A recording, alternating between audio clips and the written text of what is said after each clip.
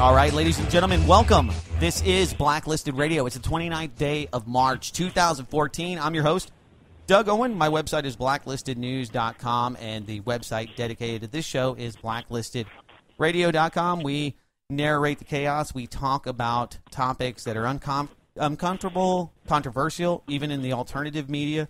We like to be the light and voice of reason, although that's hard to do in these times. And usually it's a monologue, and it's mostly my thoughts. It's a conscious stream, a fluid stream of things that come into my mind in sidebars and current events that, kind of paint a picture, a metaphor for the reality that we live in today. But fortunately enough, we have a great guest, somebody that most of you are probably pretty familiar with, John B. Wells. He's the voice. He's the guy, the voice, that deep voice that enamors listeners from coast to coast. And we have him on the line with us to talk about a variety of things. I don't know where the conversation's going to go, but I'm looking forward to it. And that's what this show is about. And that's one of the great things about doing a radio show. You get to meet cool people like John B. Wells. What's going on, John? How are you? Greetings from, unfortunately, President John F. Kennedy's last stop, while he was alive anyway. Really? Good to be with you, man, on that depressing note. Let her rip. Well, you're an aviator. You are the voice for people that have listened to terrestrial radio, especially AM talk radio. They might be familiar and trying to make that connection. You were on Coast to Coast AM. You were the voice, and you hosted your own show in the seat, and you've interviewed a lot of people that I am a fan of, familiar with, friends with, and I think that it was a breath of fresh air when I would, I'm not really big into talk radio, oddly enough, but when I'm driving at 1 a.m. on Saturday night, and the only time I'm driving at 1 a.m. on Saturday night, or it's only on Saturday night, that's not a Monday thing. You were on Coast to Coast AM, and you were doing some pretty interesting interviews. And one of the things that I find, I guess kind of it's a self-interested topic, is the move from mainstream media to the internet to different models. And that's something that you have done. You've gone from the apex, or at the time was the apex, terrestrial talk radio, overnight, to doing your own show, which is Caravan to Midnight, and going. So tell us a little bit about that and that transition. Why you made that leap, and what that is like.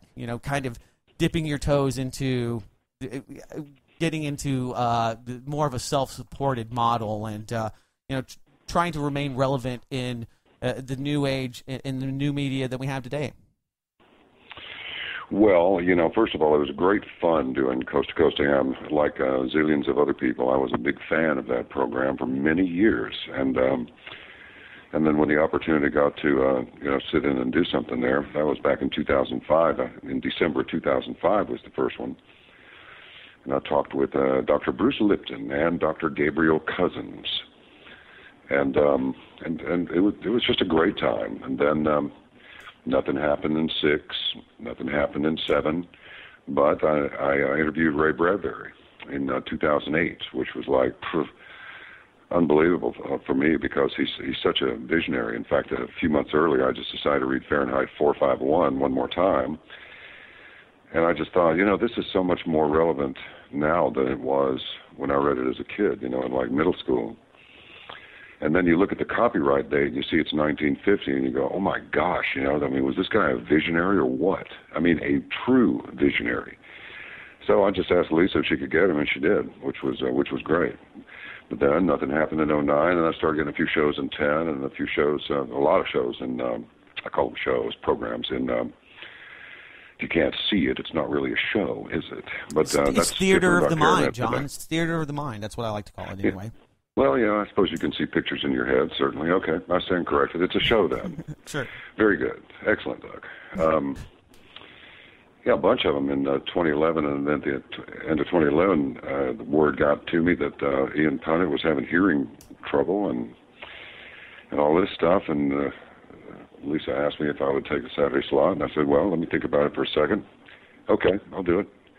And so there we were, and we were off and running, and it was just it was great fun. It really was. However, as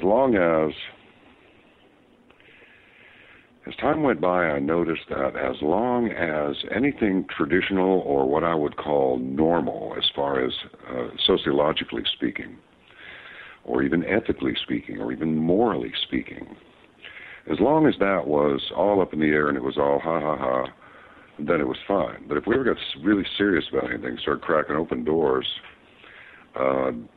into rooms where not very many people like to go, as you said in the intro to your show, I started getting a lot of direction that I wasn't getting before. But the thing about it is for better or worse, I've never been able to go into any situation and just conform to whatever. You know, you want me to be a snake oil salesman? Okay. You want me to do this? Okay. You want me to spin it that way? Okay.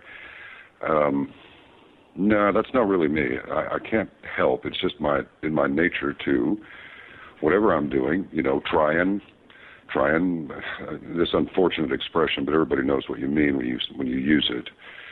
You have to own it a little bit. You have to take ownership of it. If you can't be true to yourself, I don't think you're going to have a very long run at it, and I think the audience will pick up on this. So, you know, it was everything from, well, could you make your music a little more mainstream? Oh, absolutely, I'll be sure and do that. And of course, I wouldn't. And but then after a while, it's like, don't let him say Obama. You know, so it's like, what do you mean, don't let him say Obama? If you don't want anybody to come on the program that's going to say the name Obama, then quit booking guests that use that name. Right. I'm not a puppeteer. He's on the other end of the line. What do you want to do? You want to censor him, or you want me to? I mean, do you want the man or the woman to say what they want to say, or do you not? And the silence was deafening, and I took that as an affirmative. Wow. Yeah, we do want you to guide it a certain way. And it's like, you know what? I don't think so. You know, all I can tell you is, this is fun. Numbers okay? Yeah, they're pretty good. Okay, what are they? And they never would tell me, but I found out anyway. And so here's the thing. Some people will say that, oh, you sound bitter about Coast to Coast. I'm not. What I'm bitter about is the ownership of mainstream communications. The ownership and its use as a propaganda machine. And that's all it is now. Mainstream TV, mainstream radio, it's all propaganda and nothing but.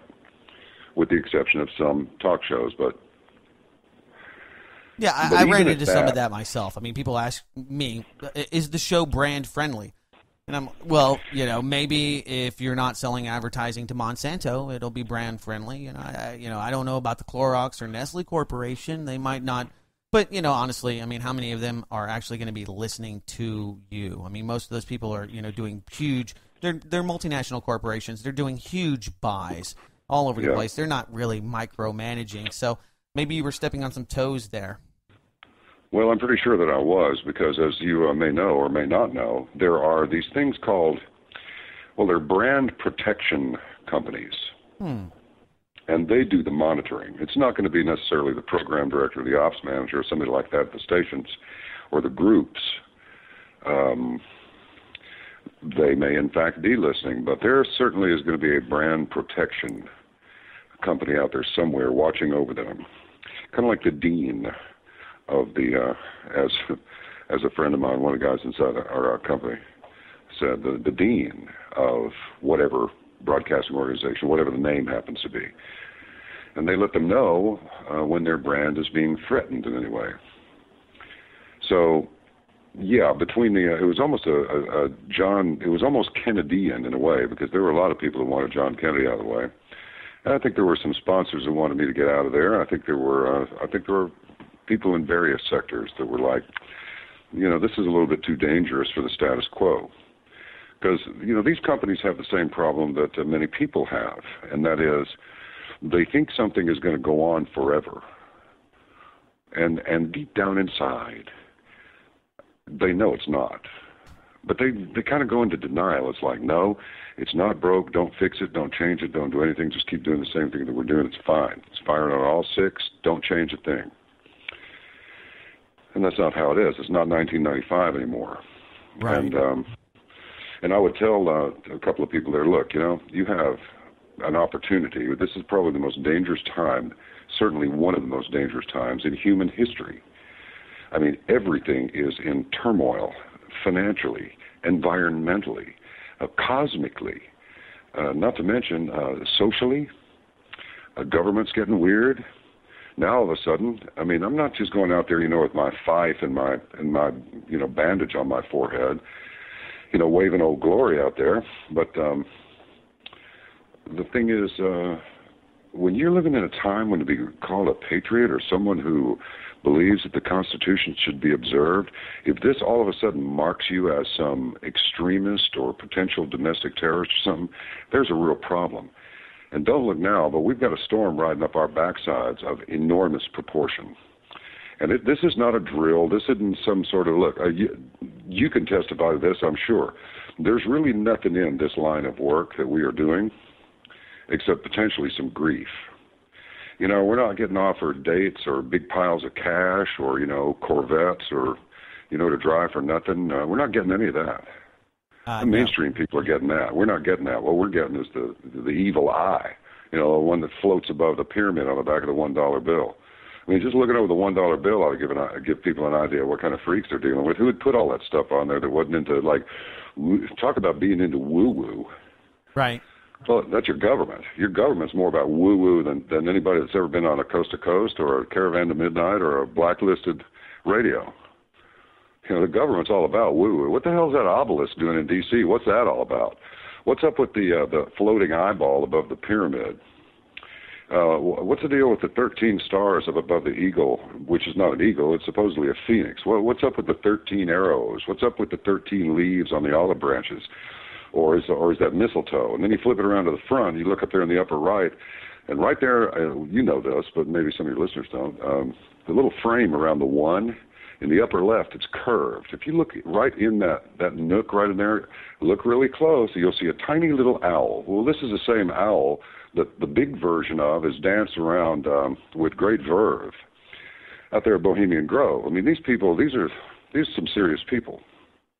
They have the power of life and death over entire nations. They really do. So this is what you're dealing with. You're not dealing with a bunch of Boy Scouts here. You're dealing with some very serious people. And they're making their moves now because too many people are waking up. Look what's happened to the educational system. Look what's happened to the food supply. Look what's happened to foreign policy. Look what's happened to race relations. I mean, what does it take for people to go, there's a problem? Because there is. And unfortunately, that deal about history repeating itself, it's not just the acts of troops in the streets or, government being mean to the people. The biggest component is the apathy that precedes it. The reason, and I've said this many times, I want as many people to hear this as possible, Doug, 90% of all of the casualties, meaning injuries and deaths, in any war are civilian. Why is that? It's because the civilians allow it. And we are allowing it to happen again. And it's going to happen. And I don't have a good feeling about this. I want very much to be wrong. Wells guy is completely full of it. And look, nothing happened.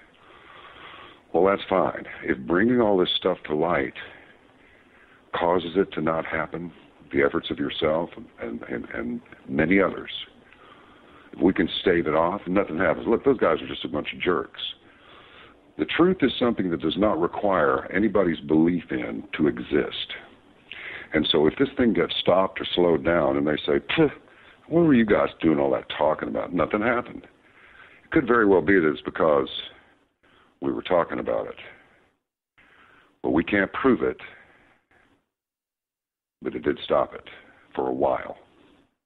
Oh, yeah. There's definitely a fluid game plan. And we're seeing that in the Ukraine. We're seeing that geopolitically across the board where things, I think the Anglo faction of the New World Order, if you want to call it that, the West, are improvising now that Russia has decided to lend aid to Syria and to the eastern Ukrainians. A lot of the plans that were in the works for years by the neocons and have worked very hard to use their puppet John Kerry as the medium for this kind of change, for the really just I think keeping the old empire relevant, and that is something that is very, I think, exciting. That's why we live in interesting and very dangerous times, and that's why I think that what you're doing is so worthwhile, because commenting on these things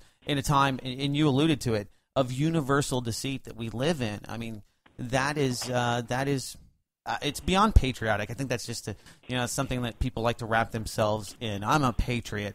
I think it is the most important thing that people can do, and that is to ignore and free themselves from propaganda, from fear-based mind control. And that's all you get when you turn on the mainstream media. Scaring you into buying a product or reaching out to your primal instincts, whether it's your sex drive or your ego, to get you to buy into a war, buy into Nestle, buy into Monsanto, or whatever it may be. Not to bang on just those two corporations, because there's plenty of evil ones on the Fortune 500. But, I mean, what you said is very profound, that, we live in these times that are very... I think that a lot of people feel this. The zeitgeist has changed, that it's either going to... People are going to denounce what's happening today and completely turn away from it, or we're going to go into a very dark period where, and I already see it, people embrace fascism for the allure of faux security. Yeah, they do. But the thing about it is I'm not sure that they really do, but it's being made to appear to them as if they do. So they're kind of like, oh, okay, well, I'm kind of going along with this, but there are very few people out there really that aren't aware something's going on, but they're not willing to do anything except just kind of keep their heads down, stay buried in their work, whatever it is, and just hope that it'll go away. But not very many of them are taking action. They'll take action over some, they covered I want to say it happened in, I don't know, one of the big cities, and it might have been in Cape Town, I don't know, it might have, but I think it was maybe Durban. The activists, in South Africa, they decided to cover Cecil Rhodes' statue in poo and take the statue down because of all that horrible discrimination and all of that during the apartheid years, which we can't know anything about because we weren't really there. One of the great things about controlling this, I hate to interrupt you, is that I don't have to take the break. And I hear the break music coming. We're just going to screw this break. We don't need it. So thanks there to our producer. We're not streaming live right now anyway, so continue. Sorry about... Oh, you know what? Sorry about this. Hold on, RBN. I just muted John. See, this is why a lot of people need the mainstream media, because Rush Limbaugh can't push his own buttons. He needs a fake guy named Snartly. All right, please continue, John. I'm sorry about that. No, I was saying you sound a little bit like me. We're just going to forget about this break. We don't it's need good to have break. Control. Yeah. Yeah. No, it's where were we anyway?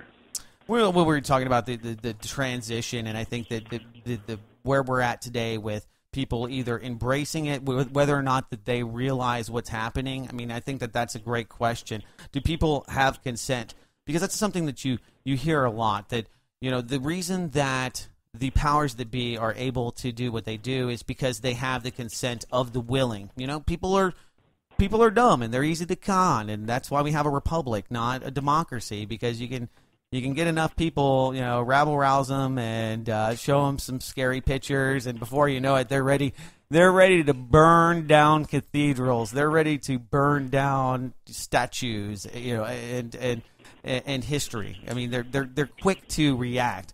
And that is something that we have to really assess. I mean, I'd like to say, John, that I believe that there's enough people that are waking up and turning off the mainstream media and turning on something like your show or this podcast. What's your assessment on it? Well, it's kind of a complex answer, but I'll streamline it and make it as linear as possible. Just because one one thing branches out into so many others. But it's not our people's fault. Now, this will probably sound a little bit on the nativist side, and maybe it is. I get all about that about we're a nation of immigrants. Yeah, but that started in the 1600s. It's been a while. It's now 2015. We're good on immigrants right now. Well, we're good on that. Well, we need cheap labor. For what? You've exported all your manufacturing overseas, most of it. You know, anything that's made in America has got that fact emblazoned all over every part of the package and the item that you're buying, entirely made in America. So look, it's not their fault. I could very easily go into a diatribe right now about Mark Dice. I think he's a scream. He goes out there and he's got them signing up for the Holocaust beach party. He's got them sign their signature, printed name, and a birthday. Yeah, yeah. You know, they're just giving it over. How about your driver's license and your address, you know? And they're signing up for, Obama's to keep us all safe. He's saying they sign up for the Nazi-style police state. We want to strengthen that and make sure there's funding for that. I saw this one. He's got people signing up to make sure that Karl Marx is on the ticket in 2016. So that Obama's agenda can move forward, want to support Karl Marx, and these dumbasses are just signing up. But here's the problem. They're really not dumbasses. The problem is they've been duped, they've been tricked, and they have been well and truly screwed. Their education is total poo, okay? It's horrible. I've been using that expression ever since I saw it in print about that deal in South Africa. They call it poo. But anyway. It's poo. It's like woo-woo, yes, it's poo. Poo. Yeah. I like that. Pooh Bear. Pooh Bear conjures up something that we did not intend to. But the thing is these people cannot help it. The thing is that we must, as the Lord admonishes us, just don't go judging them, because they have been subjected to crap TV. They have been subjected to crap food. They have been subjected to crap water. They have been subjected to continual propaganda, vacuous TV content that's nothing but sex and violence, and when possible, sex and violence together. Either the violence comes first or the sex comes first, but be sure and roll those in together, because if we put the blood and guts with the sex, more people will watch it. We can make more money. We have become a bunch of $5 whores in supporting, not that there's anything wrong with whores, you know, I've been a whore myself, you know, but I'm just not a cheap whore, okay? I'm not trying to be flippant here, but I'm serious. Anytime you sell what you do and you get paid for it, guess what? It's prostitution. Well, what we mean, I know what you mean. You mean genitalia is involved, but everybody's a prostitute to something. Prostitution is something where when you prostitute yourself, it's because you've compromised your principles or utterly abandoned your character. And it doesn't have to be just in the sex trade to do that. Oh, sure. What we have to do is we have to explain to these people without, you know, making them go, now, wait a minute. We have to say, look, it's not you. It's not your fault. This is a really, really well-contrived, well-planned, well-executed, ongoing, relentless campaign to make you into a dumbass who will do what it is told. You need to live, work, make love, prepare your meals, bathe, shop, and dine all in the same place. So we're going to build these little, now, I mean, we've moved into this from a bad education system. When I was in school, we had the new math, which was the dumbest thing ever. You've got a bunch of people who don't know which end of the tube the round comes out, except for the so-called gun nuts. But it's really not their fault. They've been poisoned, they've been misled, propagandized, kept, like John Lennon wrote in A Working Class Hero, keep you doped with religion and sex and TV. Religion and Christianity have very little to do with each other. A religion can be anything. A religion can be bounced on your trampoline for 10 minutes every morning. Yes, he bounces on his trampoline religiously. That's right. So, look, words have ceased to have the meaning that they're supposed to have. When they start putting things like bling bling into the Oxford Universal Dictionary, you got a problem. Yeah, yeah. Selfie. selfie stick. When our president has a selfie stick and he's taking pictures of himself, you realize that that's what it's really about. I think that's that we become so self-absorbed. We have now turned away from religion. We are our own gods. We try to live that out through technology, through living in an avatar type of a world where we Photoshop ourselves. We put ourselves out there on Twitter. We make sure that we edit and make sure that we sound nice and witty and all of those kind of things. And I'm guilty too. I mean, we're in the media. You have to use those tools. You have to try to expand and broaden horizons. And by that, you have to get into the ditches. You have to get into the fight. But I did a show recently about what I call the I culture. The old gods are dead. Long live the new gods.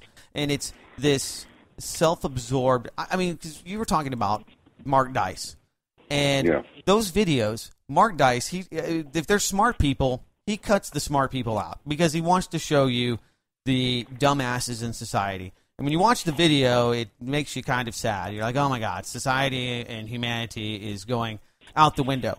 But one of the things that gives me hope, and maybe I'm just a contrarian here, is that I think that most of these people don't even listen to him, and they just want to blow him off because they are just into themselves. And the one good thing about self-interest is that you're not going to buy into his collective good or collective tyranny because you're looking out for your own individualism. And that's really what the Constitution speaks to. So, I try to be the consummate optimist. I try to see, okay, people looking out for their own interests. That's not a bad thing. But when I see those videos, I think that, just like Jay Leno, they find the dumbest people that they can, or people that are just not paying attention. Hey, you want to vote for fascism? Yeah, whatever, dude. I don't care. Yeah, Mark Dice. I want to do that. That's what I hope. I hope that, it's entertainment for you and I, and it's a wake-up call for people that see this and realize. I mean, I had a buddy of mine, and he was asking me about putting my child in private school. I said, ask your son what the 3 branches of government are. Okay, he went through a government school. If he can tell me what the 3 branches of government are, then, I would consider it. But if he gives you the deer in the headlights look, like you just asked him to figure out, Pythagoras' theorem, then, you have a problem. There's a problem, Houston. Yeah, well, that's true, and of course, the other part of what you were saying is that when you see his YouTube videos, there are tens of thousands of views of them. So those are the ones that would not have signed the petition. Right. I think what he's trying to illustrate is how these people have voting rights too. Your vote is that these are your peers. These people are your peers. They could sit there. They could sit and be vetted and wind up on your manslaughter charge because. Somebody lied at an accident, and now you're in trouble. And you're really not guilty. It wasn't, in fact, an accident, but the deck's stacked against you. You need people who can think straight, No, you make a very valid point. I mean, if you have a population that it just doesn't care at all, that is just completely apathetic, and we are definitely there, then, good luck finding empathy. And you see it. You see people, just walking over dead bodies at a mall, after somebody's been robbed and they've taken their shoes. And you're like, wow. I mean, that's – and I don't know if it's any more brutal than we were maybe 200, 300 years ago, but I'd like to think that we're becoming more humane as we move on. I think that that's very arguable. Most of my listeners would debate me and do often about whether we're going backwards or forwards. But, what you're doing – and I think what this show does, at least in a microcosm, gets people having these conversations. What Mark Dice does is getting people to talk about, wow, I mean, these people just, you're right, they vote, okay? And I've said, I think we should have to take tests to vote, okay? If you don't know anything about civics or government or, I don't know, the people that you're voting for, you shouldn't be able to vote. I think that we should be able to vote none of the above. Okay, I should be able to go in and vote and not pick anybody here because I don't know anything about any of the comptrollers. And I can't give somebody a vote because then they'll think that they did good. And then they'll come out and say stuff like, I have a government mandate. The people have spoken. No, you don't. You've got Mark Dice's idiot on the street that voted for you because they thought your name was less Hispanic than the other or whatever it may be. Well, there's a variety of there is a giant variety of problems facing us, and unfortunately, for us, they're facing it at all the same time. But I would have to respectfully disagree with us getting any better and more sensitive, because there was this guy named Calley, Lieutenant Calley, and he was convicted of hosing down a bunch of Vietnamese civilians in this thing called the My Lai Massacre. Right. Well, there's a My Lai massacre every day now. What kind of a president says I'm pretty good at killing people? Why would he say that? This is the same kind of president that would bow before the Saudi king and bow before the Chinese premier and just bow and go on an apology tour for the country. When you go around as an apologist like that, there's one of two things happening. You're either weak or you're doing it by design. Yeah.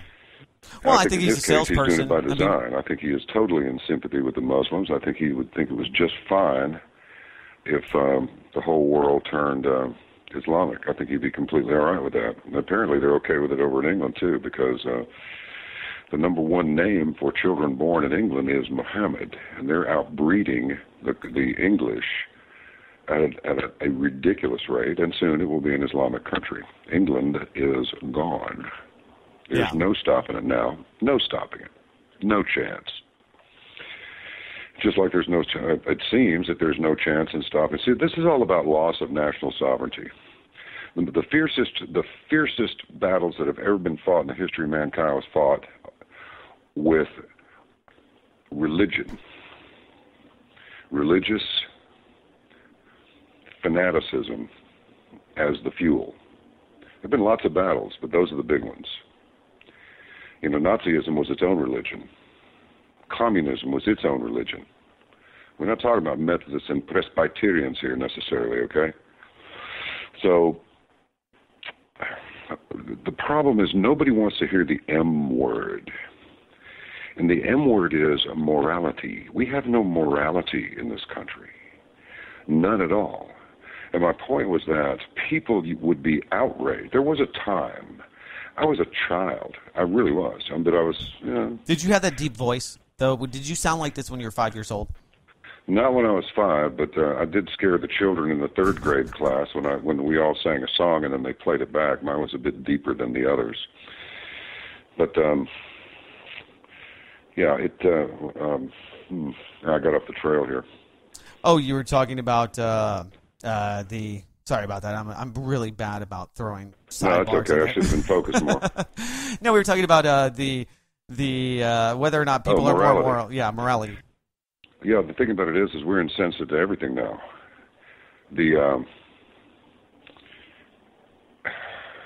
A murder. What I was going to say was when I was a kid, I remember the Richard Speck murder. He killed like 9 nurses. And the entire country, at least according to the television and the Life magazines and the newspapers and all that, the whole country was horrified over this. Now, this, of course, was not the only murder that was committed in the country. If you look at any of those old black and white movies, which, again, are just movies, but still they pulled the story from somewhere, artistically or creatively embellished it a little bit, and that's fine. But there have always been scumbag criminals, always. Right. If you look at these black and white pictures from the 40s and even some of the 50s, you'll see a lot of really rough stuff, really mean people, and they were mean. But the thing is that now, if you attend church regularly or if you profess your faith in God, you're a potential nutcase here. Oh, yeah. It's like that song, everything good is bad and everything bad is good. All of a sudden, it's just strange. And the thing is we continue to let these politicians. Richard Nixon resigned from the presidency over less than what Hillary Clinton's done by about, I don't know, a 50th of what she's done. Sure. But absolutely. She's above the law. And, well, some of the background there that Russ Baker gave me, and he has this great book, Family of Lies. And basically, Nixon didn't take on Poppy Bush to be his vice president, and Prescott Bush was upset about this, and that bred a lot of anger inside of the CIA. and they were all over Nixon. But when you look at what he did compared to so many other indiscretions by presidents, it pales in comparison. And when you look at Richard Nixon, he was honest. He talked about the homosexuals at Bohemian Grove. He talked about the damn Israelis. Whether you liked what he said or agreed with it, it didn't matter. He came from the heart, and he had the U.S.'s best. When everything I've ever listened to, he cared about this country. He wasn't about selling it out or going and having gay sex in front of an owl. He was about, protecting this country. Right, wrong, indifferent. Maybe went about some things wrong, got hyper paranoid, but there was plenty of reason to be hyper paranoid because he had pissed off a lot of people. So, but here's a perfect example. When you give any kind of praise to Richard Nixon, people look at you like you are, you're crazy. Why would you? This guy's a criminal, John B. Wells. Why would you give him any kind of concession? I don't know. The great Democrat LBJ is the one that got us into Vietnam, and we stayed there. And Richard Nixon got us out. He escalated the bombing. It was a BS war to start with, and he knew it. Everybody knew it. But look, that was all. That's a whole other deal, man. That all started with John Kennedy and all of that, and the desire and that military-industrial complex. If you look at Eisenhower's farewell speech when he said, "Watch out for that."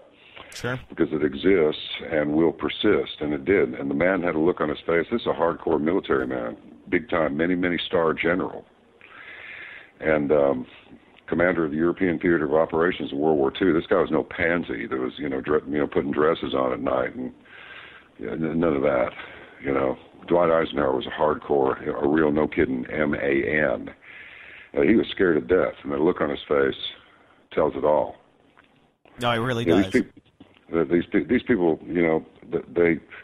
these people would be fine, but they're not going to allow us to expel 50 million illegal aliens, get the feds out of the schools, get the parents involved at the PTA meetings and the school board elections and the school board meetings and everything else, and raise hell when something goes wrong,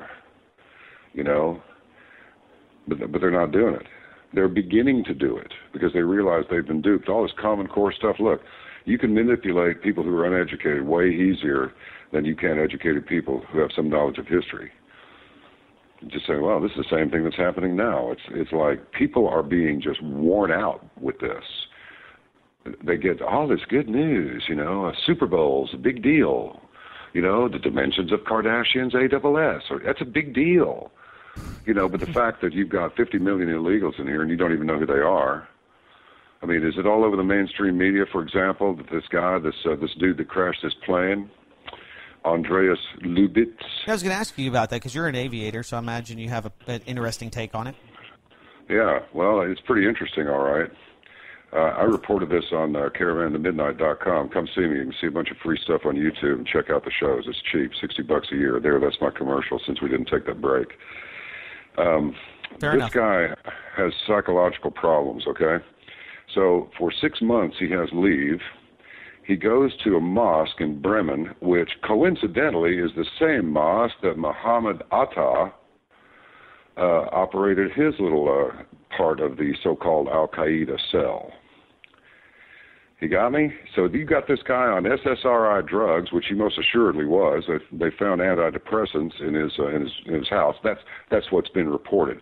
So they're making it sound like a nutcase on SSRI drugs or on antidepressants. I'm sure, I repeat, they're probably SSRIs.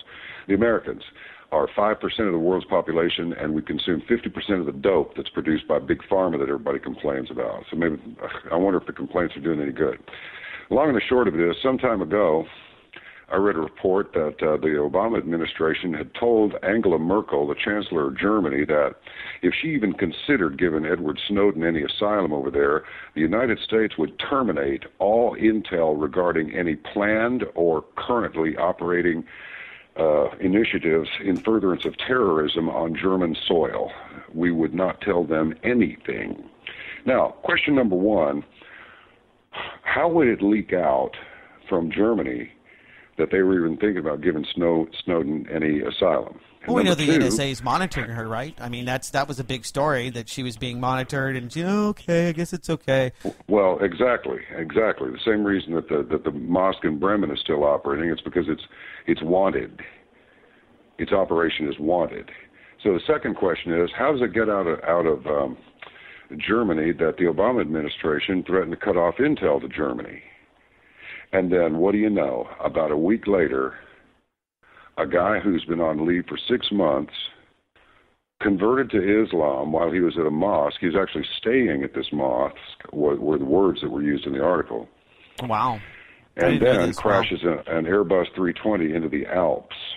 And now they got his girlfriend on there going, he would wake up in the night screaming, "We are crashing." He would have these nightmares. It's like, oh, yeah, here comes the cover story. Yeah. Yeah, he was just a nutcase that slipped through the radar. You telling me the Germans didn't vet this guy? The Germans? Really? We're not talking about the Samoan Secret Service, nothing against Samoans, or the, let's see, I know, the Liechtenstein Secret Service, you know? We're talking about the Germans. These guys wrote the book on espionage and spies and police this and Gestapo that and all that, and this guy just slipped through the cracks. Well, I wonder how that happened. So you think this is more of he was trying to fulfill jihad, or that he was a Muslim sympathist, or that, you know, maybe he was on drugs and that just seemed like a really good idea kind of thing, and then now his girlfriend's creating this backstory? I mean, what's your take on it? My take on it is I think it's entirely in the realm of the possible that he was simply activated. Oh, yeah. I wouldn't put that out of the realm. Absolutely not. No, they do. It's done all the time. It's nothing. Look, people talk about nuclear bombs and stuff like that. This summer in August, it will be 70 years since a fat man and a little boy went off over Hiroshima and Nagasaki, Japan. Do we think they may have made some improvements in these devices over 7/10 of a century? I'm thinking they probably have. So improvements have been made in everything, including what started off decades and decades ago, this MK Ultra, which is Mind Control Ultra, control with a K, because guess who was running it? So nobody's going to tell me that the Germans just let this guy slip through. Yeah, look up Operation Paperclip, people. I think somebody was running this guy. It's just my opinion. That's all. Yeah. But it's based on just all these little different 3x5 cards, so to speak, up on the board. You just look at all this, you move them around a little bit, and go, mm-hmm. The fact that he converted out of nowhere. You know, whenever I see white people convert out of nowhere to becoming a Muslim, you know, I always wonder, because, I mean, I love bacon, okay? I couldn't be a Muslim, period. And not to make light of this situation, but just one of those things I couldn't imagine. That's got to be it's not just a lifestyle change. That's a whole philosophical, ideological change. And then you have this guy, and I'm reading this from the Gateway Pundit, which is a pretty reputable source. They would get a lot of slack if they weren't. And they're citing this German website, take it for what it is, saying that he was gone for 6 months. Well, where did he go for 6 months? And just all of a sudden, yeah, I'm back, everybody. I'm going to fly this plane, and I've been screaming about crashing it. That does sound like, if that is true, you know, what his girlfriend is reporting, that sounds like somebody that may have been spending a little bit too much time alongside Britney Spears at the Disney mind slave camp. Well, something like that, or, I mean, it just says he took a 6 months leave. It doesn't say that he was gone for 6 months. It just said he took a 6 months leave, and That's during that leave. time that he was off, he stayed at the mosque. I don't like it. Doesn't say he stayed for the entire 6 months, but he stayed up there sometimes. Well, look. And now they're calling it Germany's 9/11. Okay, it's not a 9/11. Okay, 3,000 people plus died on 9/11. Okay, this is a plane crash. But they love it, and that just shows you the perversion of the media and how they try to use this. Just like the Dutch plane crash. Oh, this is Paris. The French 9/11. It's not a 9/11. Stop saying that. It has nothing to do with 9/11. It's nothing like it. It's a horrible metaphor, a horrible analogy, rather. It sickens me when I hear that crap. It's just, but that's but this does not happen in Germany. Okay. Not das good. Yeah. No, that kind of stuff doesn't happen in Germany, and it doesn't actually. But look, I mean, how many incidents like this do people have to hear about? I mean, they don't believe it, but if they research it, they'll find out it's true. Just like the guy who managed to blow half his poor, pathetic genitals off and scorch his rump pretty bad. The underwear bomber that boarded the aircraft at Schiphol Airport in Amsterdam walked through security with no passport by a guy in a suit.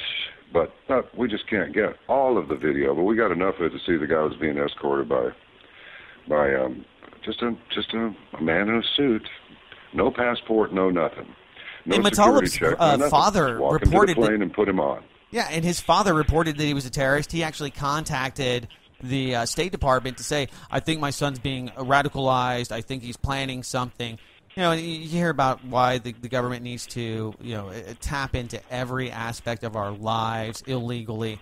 And it's if that had really happened, that no one would ever have known that the man called and said he thought his son was about to pull something. That wouldn't have gotten out to the press if this was serious.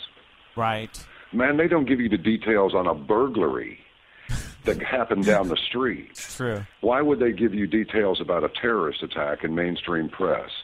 You know, I heard these kids talking the other night. I say kids, they're in their 30s, They're kids compared to me, but they're grown, and they're responsible now. They're making children and all this other stuff, working jobs. So, okay, they're not kids.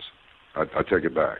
Young adults. One of them was saying, one of them was saying to the other, they were making some comments about the plane and going down and all of that, and it was just a little chatter. And one of them said, well, I heard that on CNN. I trust them only marginally more than I trust Fox. So I thought, that's interesting. I thought that was very interesting. So people are thinking about it, but the question is, how much can they think about it before they have to turn away from it? I'm optimistic that whatever it is that is coming will come, and then eventually it will stop. And then the rebuilding process can begin, just much like the firebombing of Dresden, 300-mile-an-hour winds. That fire was so hot. A European city of indescribable beauty. We firebombed the hell out of it in World War II. You think anybody cared about dogs, cats, baby, women, grandparents, any of that? They didn't. And that fire burned in the middle of Dresden so hot it was pulling in everything, cows and shacks and everything. 300-mile-an-hour vacuum cleaner pulling it into the fire to feed it. That's what a firestorm is. And they had one. But Dresden's been rebuilt. Sure. Well, and it's like it never happened. To go back to what we were talking about earlier, whether we're going in the right direction, wrong direction, I think that you wholeheartedly believe we're going that way. I would only look at things, I guess, I try to find some examples. I look at World War II. The government just rounded up Chinese people, other dissidents, people that had been claimed to be communist or had, just some kind of perversive ideologies.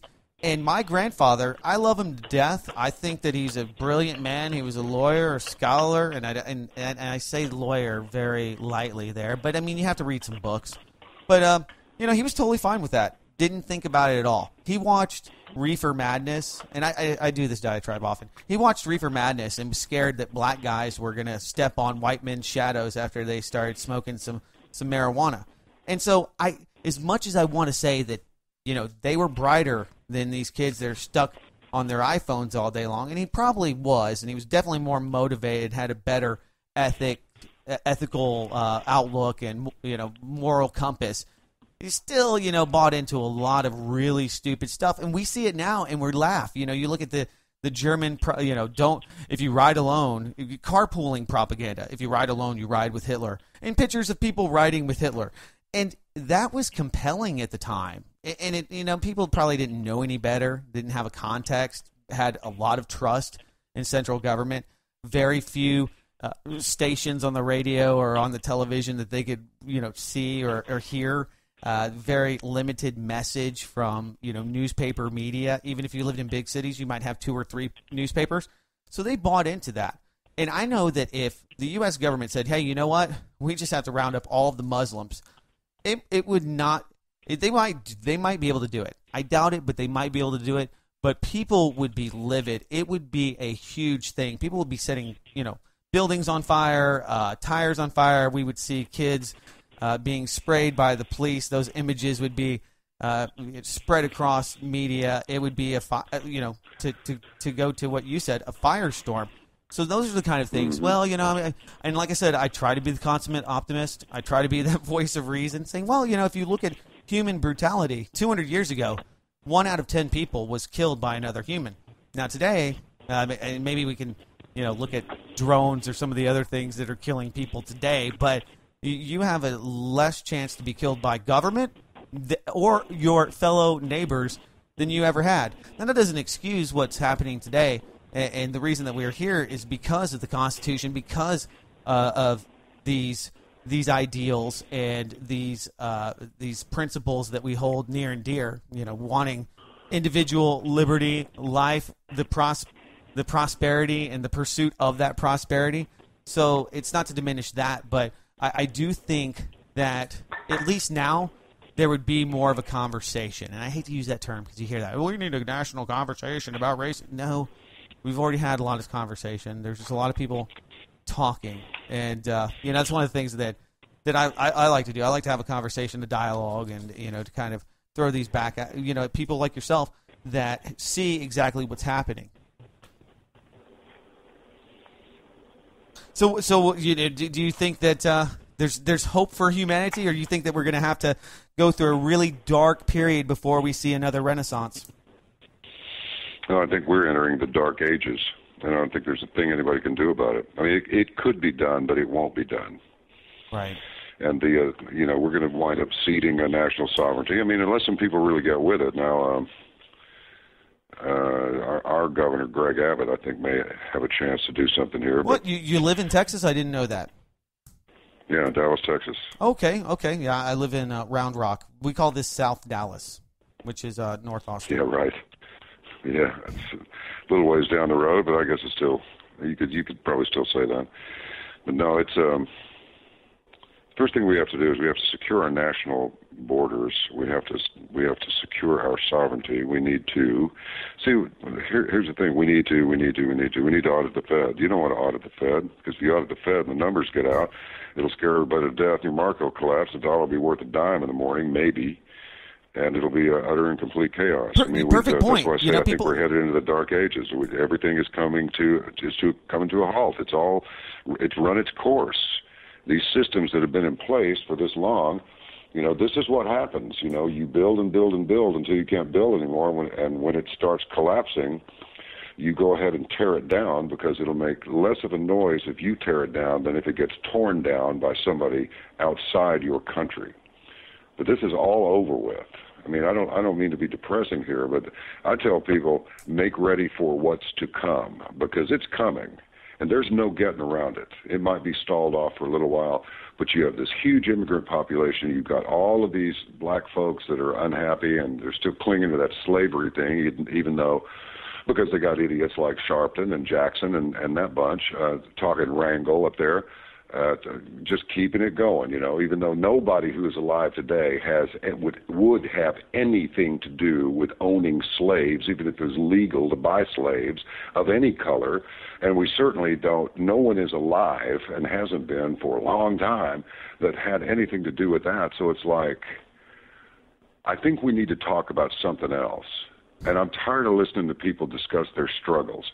Every creature on this planet has some sort of a problem, whether it's a largemouth bass with a volleyball stuck in its mouth or whatever, or a little kiddie's kickball, or whether it's a duck with a bunch of ducklings and it goes over and gets a cop to help get them out of the little storm drain there where they're stuck. That's a true story, by the way. Wow. Every creature on this planet has a problem, and everybody's whining. The immigrants want, we are here. We want to stay here. We want to be in America. Give us our bleeping America, you bleeping bleeps. I mean, that's what this is all about. It's like, look, you don't demand from the host country. Now, I got another question for you. Why is it that Social Security's broke? Veterans Administration, they could use a little more money. All these programs are broke, except for one thing. Welfare. Why is that? Oh, well, they don't want a rioting population of uneducated, pissed-off people that have a grudge and believe the government owes them something. Well, because what might happen, did you see what happened in New York City after the Michael Brown deal? Oh, yeah. That lunatic went up there and murdered those 2 cops in their car, which is a god-awful tragedy. And under no circumstance, murder is murder. It's wrong. It's bad wrong. But there's a flip side of that coin. Like that old Louisiana lawyer said one time, no matter how thin you slice it, every piece of bread got 2 sides. And the other side is that the arrests and summonses dropped, I don't know, what was it, 60-something%? Because all of a sudden it was like, wow, you know, if we screw around with these people, they might shoot us. That's what happened. I mean, the cops said up there, you know, I don't think I'm in the mood to put my life on the very line to write somebody a ticket, which is another way of saying we sort of stopped messing with people and letting them slide instead of writing them up every chance we get to meet the quotas that our bosses tell us that we have to do. Oh, I see. So actually you have been messing with people. Oh, yeah. Then you go to the flip side of that coin, and it's like not all the cops out there messing with people. Some of them are damn decent people, and they do a good job, and they joined because they wanted to serve and they wanted to help, and they do serve and help. But all it takes is a couple of maniacs to make them all look like they're maniacs, and they're not. But there's a measurable percentage of them who are maniacs. Sure. And you don't find out which one's which until it's too late. There's no citizens review board. What happened to that? No, you know, funny enough, and it's not just the illegal, aliens that are coming over here from south of the border. Here's an interesting story that most people don't know. That if you have $500,000 and you live in China, you can bring your whole family over here if you invest in an infrastructure project. So in Philadelphia, you can do that in a lot of countries, but you need a lot more money than that. You need $250,000 before you can do anything in England, for example. That was the last figure that I heard. And also, if a guy wants to come over here and bring his family and just kind of get in line for residency, he needs to bring $250,000, put in one of our banks, start a business, and welcome, boy. Yeah, it's one of the things our Rick Perry did here was, and this is kind of weird, that back when I was in high school, I noticed this, and all of the convenience stores were being bought by Middle Easterners, and I was like, oh my God, well, it seemed like there was something going on, obviously, because it was just a wave. And within 2 years, like every local mom and pop store that had been owned, everybody was owned by people from the Middle East. And so I thought, wow, I mean, what happened here? Come to find out, Rick Perry gave them a 10-year moratorium on paying taxes because a bunch of Saudi nationals and some other Pakistani clubs gave him a ton of money. And it's one of those things, well, you look at, these people have advantages over you. You want to start a business, you got to pay out the yin-yang. But they want to... It's always been like that, though, Doug. Everybody might as well just get their mind around this. The only guy that can get a good deal is the guy who doesn't need one. Yeah, that's true. That's just how it is. That's just a rule of life. That's just how it is. You can't fight that. You can complain about it, but it won't change ever. I mean, well, it just won't. but don't be... I guess my point would be that don't be fooled by thinking, well, that these people aren't being invited by your own politicians in a lot of senses. I mean, with the illegal immigrants, I mean, you mentioned it, Social Security, welfare, retroactive welfare, free health care. I can't get it. Oh, my God. I could do a whole show on how much I'm paying for my wife and my son and how little I get from Obamacare. But there was a Mexican woman at UPS who said she was sitting in a hospital and her daughter couldn't get the aid that she needed for an operation that she needed, but there was an illegal immigrant with their child there, and they sat there for 12 hours. It was some outrageously long period of time, and the illegal immigrant got the green light, and the citizen, who was also every bit as Mexican as this immigrant, did not get it because she has the misfortune of being a citizen. Oh, yeah. A bunch of Saudis, some Saudis want to come in here and bring a bunch of dough, and they don't wind up buying any of our property that we can't seize and kick them out if they start pulling BS. That's one thing. But waves of, hundreds of thousands and millions of illegal immigrants that we supposedly need in our workforce, this is not about a dream. This is not about a workforce. This is about ceding national sovereignty and putting a bunch of uneducated people in the polls to ensure that we have a rerun of the PRI that was in power in Mexico for 75 years. And I'll never forget the cover of the newspaper. This guy was all shot to hell, and he's bloody, his whole abdomen, his chest, and just his whole shirt's bloody, right? Right. Front page, he was the challenger to the PRI, and they just shot him all to hell right there and put it on the newspaper. Just like what they do down there at the border. People have no clue what they do that. They impale people long ways on poles and hang them around. They put heads up on billboards. I mean, you're dealing with a bunch of savages. And I think that this country had better get two things going real quick. You better locate your God. You better square yourself away, and you better do a few push-ups, eat a few Wheaties, boys and girls, or you're going to be nothing but a victim. Now, I'm warning you. There's nothing in it for me whatsoever except for somebody to say, oh, John Wells a big alpha hole. Yeah. Well, maybe so, but that doesn't make what I'm saying to you any less true. You better get ready, because it's coming. This is not going to end well for this country. Your money is in jeopardy. Your social fabric is in jeopardy. Your food, your water, and your school systems are doo-doo. You're being poisoned day and night with everything from Fukushima radiation, do you know the Japanese only allow 100 becquerels of radiation in seafood around there and deem it safe for consumption? Arnie Gunderson is a nuclear engineer for 30 or 40 years on Caravan to Midnight the other day, just this last week, said he's not comfortable with 10 or greater. You know what our level is? According to Arnie, it's 1,200. You are living in a sea of lies, and you better find the source of your life spiritually, and you better take a look, and you better plan to do what you can for yourself and those you're responsible for, namely your family members and your loved ones, because this is not going away, folks. Well, and I hate to tell you that. But it's not going away. If we fight it, we can win. But if we don't fight it, we'll lose. That's it. Go ahead. No.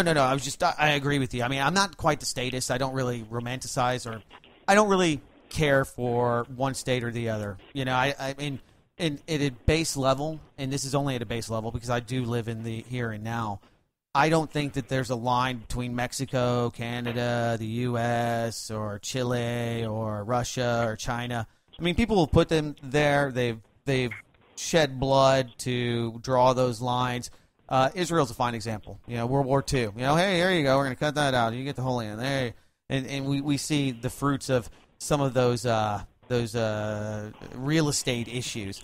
But I agree with you that when you have a population that has almost no point for being here, and I don't know what people are going to do. Not just illegal aliens, but Americans, and not just Americans, but people of the world.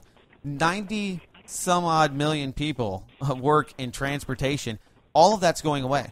There is a really scary documentary that scares me more than Islamists, more than terrorists, more than Mexicans, and it's called Humans Need Not Apply. Have you seen this, John? Oh, yeah.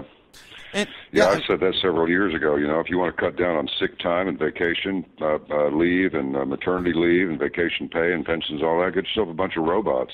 Just have a tech come in once a month and tune them up. Give him some dough and send him on his way to the next robot warehouse. And people manufacturing facility. They say that they like taking orders from robots better because they think that they're more equitable, or they're more fair. The only way that you can deal with I know we're about out of time here, man, but the only way that you can deal with stupidity is to distance yourself from it. Yeah. Okay? Some people would do, well, there's an abundance of stupidity out there. Don't get sucked into it. Don't occupy. Disconnect and unoccupy. You don't have to take what they give you. But if you do, it just encourages them. And, of course, since the government is so generous, you'll be fine. What do you make of this drill? Between 15 July and 15 September. They're going to do it in plain clothes. I wonder whether they're not going to be in uniform because they want to see if they can infiltrate the civilian population. Does that even sound like a fifth grader could make that up? Well, all you have to. We don't want to arouse you. We don't want to scare you because what always happens is. No. They say the purpose of the exercise is to determine if they can infiltrate the civilian population undetected. Now, if that's not a load of hooey, I don't know what is. Yeah, out of sight, out of mind, But John. we'll Come on. It's actually Smithville, Texas, where my father-in-law lives, and so it's near and dear. And we may see some stuff. And we got a little taste of it back when a couple of years ago. You probably remember that huge forest fire in Bastrop. So we got to see the Humvees on the ground, and people got a little taste of what martial law would feel like, what a military takeover. But I was looking through the document actually prior to you coming on.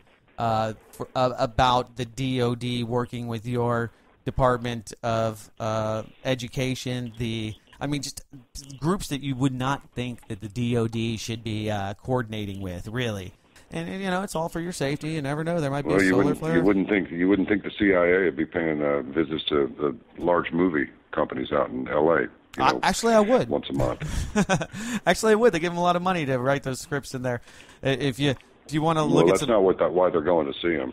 They're not going to write scripts. Oh, what to hook Britney back up? My wife is like she's so funny. She's like Britney Spears. When she shaved her head, they just take her back to there, and then when you see her go, she believes when all the celebrities, and I don't dismiss it really. I am open and I am definitely a seeker, but she is like completely convinced that whenever you hear about Hollywood stars going to rehab, they're really just going to go get reprogrammed. Yeah, it's interesting, but they also look for other things like scripts that come a little bit too close to actual operations, things like that. Oh yeah. But that's just the beginning. Well, Transformers, a perfect example. They paid them they wanted to use a bunch of military equipment. They gave them a few $1 million. They injected a few things into the script. They didn't want to tell us. And that's what's so disingenuous. It's like, well, tell me about the wonderful things the DOD is doing. Tell me what the Pentagon's doing. What wonderful things are the CIA the contractors doing at Guantanamo Bay? I want to know, man. It's my tax money. The information's all around. All you got to do is look for it.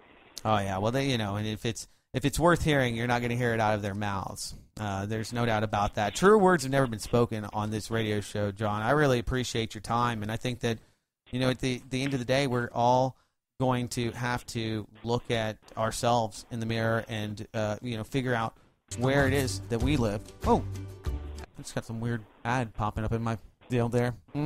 Maybe. No, I'm not quite sure we're not alone, but that's all right. Think we're Hi, guys and girls. Now. Yeah. Hey, boys. Glad to see you're out there listening. But, the thing is that when you have a leg up, when you actually get into the discussion and when you know what's going on, if you live in Bastrop, my father-in-law is going to be looking for these guys. He's going to know, and I'm going to tell him. And so, that way, he'll tell all of his neighbors, and this is a huge discussion. This is a big deal, near and dear to us because it's happening locally. And John, this is not new. They've been doing these urban warfare drills since the 1990s. That I'm aware of, maybe even before that.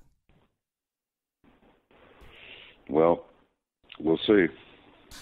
We will see. We know what happened out at Bundy Ranch. We know what happened down in that all that trouble that Mr. Soros managed to gin up in Ferguson. We saw that. So Oh yeah, and there's going to be see what happens. There's going to be a lot more things bubbling up. Those Davos, Ferguson was on the mind of many of those bankers. They don't want to be around. They know they're going to lose money and property when you and your pissed off family start burning things down. So I think that really speaks to the severity when people that usually are in gated communities that are immune from the violence of all of us poor people out here, the plebs, when they are thinking about the consequences of some of their own monetary actions. So and they're scared of some of the things that they have brought to fruition that they fear. They fear the consequences that they have sowed themselves. So I don't know. Maybe that's a little bit of ironic or poetic justice. Not really though, because it's a matter of life and death. Oh yes. Well, living in a country is much like going to university. Both will teach you attitudes, and in both cases, your actual education is up to you. So I'll leave you with that. John, thank you so much. Let people know how they can get a hold of you and listen to your show, Caravan to Midnight, the program, and all of the specifics? New programs Monday through Friday. Comes on at 10 o'clock. New shows are posted at 10 o'clock Central. That's 11 o'clock Eastern and 8 o'clock Pacific.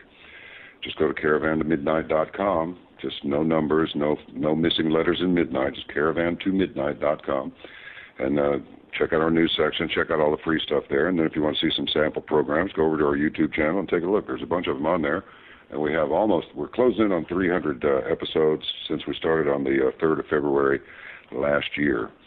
We're pushing up toward 300 shows. So if you join us, it's $15 a quarter, $30 for half a year, $60 for a whole year. We don't have sponsors, and we rely on our subscribers. There's a lot of you out there, and we would love to have you join us because you allow us and enable us to do what we do. So come see us. Yeah, absolutely. No compromise, no corporate sponsorship. That's what we like to do as well, and that's the way the media needs to be. If you have people that are profiting, you're going to have problems. And, well, John told us about some of those that were very glaring at one of his previous positions. And so thank you for that. I'll put the links at blacklistedradio.com along with the podcast and all of the post-production stuff that you need will be there as well. Everybody, thank you so much for being part of the show, and I will be back next week, as always, with another live episode of Blacklisted Radio. Until then, take care.